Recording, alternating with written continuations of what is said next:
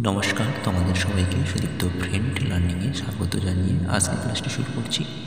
আজকে তোমাদের সঙ্গে আলোচনা করব তোমরা যারা চতুর্থ শ্রেণীর ফার্স্ট ইউনিট টেস্ট পরীক্ষা দেবে তোমাদের জন্য এই ভিডিওটিতে আমি আলোচনা করতে চলেছি চতুর্থ শ্রেণী আমাদের পরিবেশ বিষয়ের প্রশ্নপত্র নিয়ে।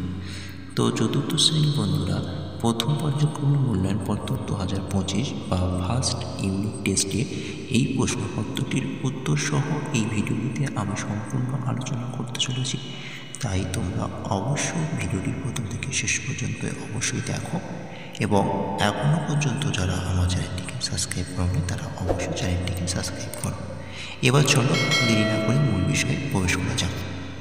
প্রথম পর্যায়ক্রমিক মূল্যায়নপত্র 2025 CCE পদ্ধতি অনুসারে চতুর্থ শ্রেণীর বিষয় আমাদের পরিবেশ, পূর্ণমান রয়েছে তোমাদের এখানে 20 এবং সময় রয়েছে 40 মিনিট। প্রথমে তোমরা কি করবে না, প্রথমে তোমরা পরীক্ষার্থীর নামের জায়গায় তোমাদের নাম, ক্রমিক সংখ্যার জায়গায় তোমাদের রোল নাম্বার এবং বিদ্যালয়ের নামের জায়গায় তোমাদের বিদ্যালয়ের নামটা অবশ্যই লিখবে। চলো সঠিক উত্তরে নিচে দাগ দাও। 4টি রয়েছে, প্রতিটি প্রশ্নের হাফ নম্বর করে, মূল নম্বর রয়েছে তোমাদের 2। ক, কাঁটা আছে এমন গাছ আম, জাম, ফণি, মনসা। সঠিক উত্তর হবে কাঁটা আছে এমন গাছ, উত্তর ফণি, মনসা।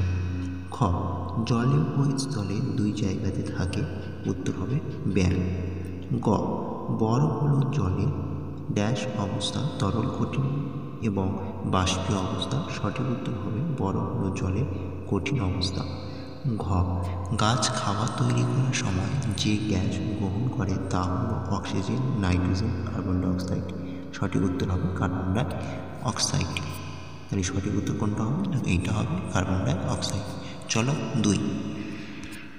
2 ঠিক উত্তরে ঠিক চিহ্ন দাও এবং ভুল উত্তরে জিকে চিহ্ন দাও। এখানেও তোমাদের 4টি রয়েছে, হাফ নম্বর করে, মূল নম্বর রয়েছে এখানে 2। ক, যে গ্যাস বাতাসে সব থেকে বেশি পরিমাণে আছে তা হলো অক্সিজেন। তাহলে এই বাক্যটি ভুল। আমরা জানি বাতাসে সব থেকে বেশি পরিমাণে আছে নাইট্রোজেন গ্যাস। খ, স্যাঁতস্যাঁতে জায়গায় জন্মানো গাছ ব্যাঙের ছাতা। উত্তরটি হবে ঠিক। গ, গায়ে কাঁটা আছে সজারু। বাক্যটি সত্য, অর্থাৎ ঠিক চিহ্ন দিতে হবে। ঘ, লতানো গাছ হলো ধুতুরা। তাহলে বাক্যটি ভুল। এবার চলো 3তে বলা হয়েছে শূন্যস্থান পূরণ করো। ক, জলে ভাসমান উদ্ভিদ। উত্তর হবে কচুরিপানা। খ, গাছপালা রঙের সঙ্গে মিলিয়ে চলে প্রাণীর নাম হলো, উত্তর হবে গিরগিটি। কি বলেছে না, গাছপালা রঙের সঙ্গে রং মিলিয়ে চলা প্রাণীর নাম, তাহলে সঠিক উত্তর হবে গিরগিটি। গ, ভাব কথাটা এসেছে ড্যাশ কথা থেকে। উত্তর হবে বাষ্প কথাটা থেকে। ঘ, পাখিদের শরীরের ভেতরে বাতাস ভরা ড্যাশ। উত্তর হবে থলি। চলো আমরা পরের পেজের প্রশ্নগুলো দেখে নিই। পরের পেজে 4, ক স্থানের সাথে খ স্থান মেলাও। এখানে তোমাদের 4টি রয়েছে, হাফ নম্বর করে, মূল নম্বর রয়েছে 2। প্রথমটা দেখো ন্যাদোস, তাই ন্যাদোস হচ্ছে মাছ হবে। তারপরটা হচ্ছে ডোডো, তাই ডোডো হবে পাখি। শরৎ ঋতুর নাম, নারকেল গাছ হচ্ছে একটি উদ্ভিদ। 5, এক কথায় উত্তর দাও। এখানে তোমাদের 4টি রয়েছে, প্রতিটি প্রশ্নে 1 নম্বর করে, মূল নম্বর রয়েছে 4। প্রথম প্রশ্ন, ধানের খোসাকে কি বলে? তোমরা উত্তর ঠিক এইভাবে লিখবে, ধানের খোসাকে কুঁড়ো বলে।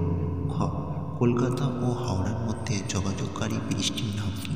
উত্তর হবে কলকাতা ও হাওড়ার মধ্যে যোগাযোগকারী ব্রিজটির নাম রবীন্দ্র সেতু।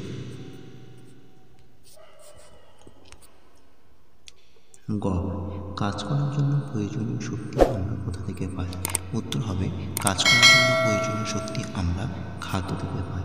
ঘ, জলদাপাড়া জঙ্গলের মধ্যে দিয়ে কোন নদী বইছে? উত্তর হবে জলদাপাড়া জঙ্গলের মধ্যে দিয়ে হলম নদী বইছে।